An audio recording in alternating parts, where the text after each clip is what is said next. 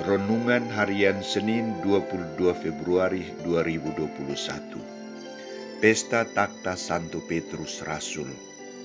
Engkau adalah Petrus, di atas batu karang ini aku akan mendirikan jemaatku.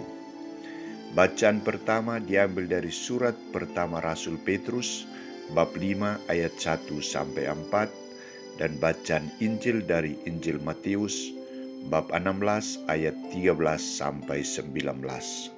Saudara-saudariku terkasih, pertemuan persaudaraan manusia di Uni Emirat Arab, Senin 4 Februari 2019, antara Paus Fransiskus dan Imam Besar Al-Azhar, Dr. Ahmed Al-Tayeb, membuahkan sebuah dokumen bersejarah yang telah ditandatangani, yakni Deklarasi Abu Dhabi.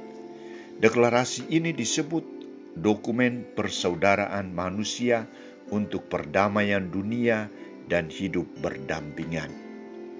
Dokumen ini berupaya mendorong untuk hubungan yang lebih kuat antara umat manusia. Selain itu juga mempromosikan kepada hidup berdampingan antara umat beragama untuk melawan ekstremisme dan dampak negatifnya. Dalam pidatonya sebelum menandatangani dokumen deklarasi Abu Dhabi, Paus Fransiskus menyampaikan bahwa tindak kekerasan dan kebencian yang mengatasnamakan Tuhan tidak dapat dibenarkan. Deklarasi ini sangat mempengaruhi negara-negara Muslim dan non-Muslim untuk menciptakan persaudaraan sejati dan bertindak tegas melawan kekerasan dan kebencian.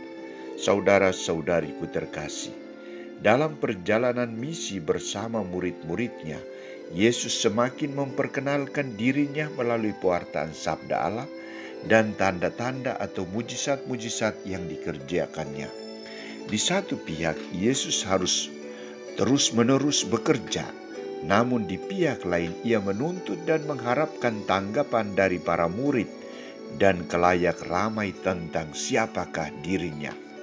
Orang harus mengenal siapakah dirinya. Ketika tiba di daerah Kaisarea, Yesus mengajukan pertanyaan dasar kepada murid-muridnya. Kata orang, siapakah anak manusia itu? Pertanyaan ini menimbulkan banyak jawaban. Ada yang mengatakan Yohanes Pembaptis, ada yang mengatakan Elia, Yeremia, atau salah seorang dari para nabi. Jawaban ini tidak memuaskan Yesus, maka Yesus mengajukan pertanyaan lanjutan khususnya untuk ke-12 muridnya. Tetapi apa katamu? Siapakah aku ini? Pertanyaan ini dijawab oleh Petrus. Engkau adalah Mesias, anak Allah yang hidup. Bagi Yesus, jawaban Petrus ini adalah jawaban yang tepat. Jawaban ini dinilai oleh Yesus sebagai buah karunia dari Allah.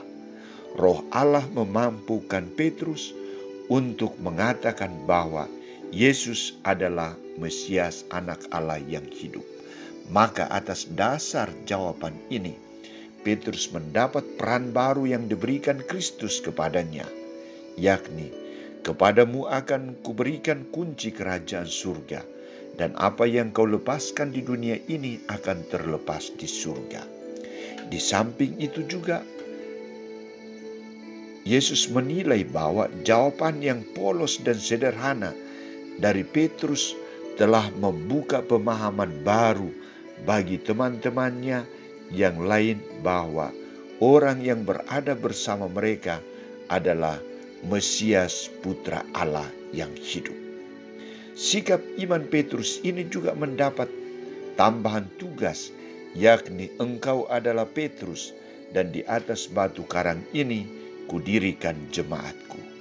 Pengungkapan sederhana dan polos dari Petrus dinilai Yesus juga sebagai landasan iman yang kokoh, yang diandaikan dengan batu karang.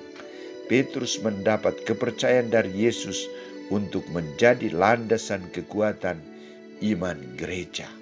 Saudara-saudariku terkasih, pertemuan Paus Fransiskus dan Dr. Ahmed Al-Tayeb membuahkan perdamaian dan upaya bersama melawan terorisme dan tindakan kekerasan kebencian.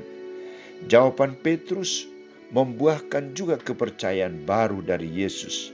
Pertemuan dan jawaban ini menuntut tanggapan dan tanggung jawab dari semua kelompok, teristimewa kita sebagai orang Katolik.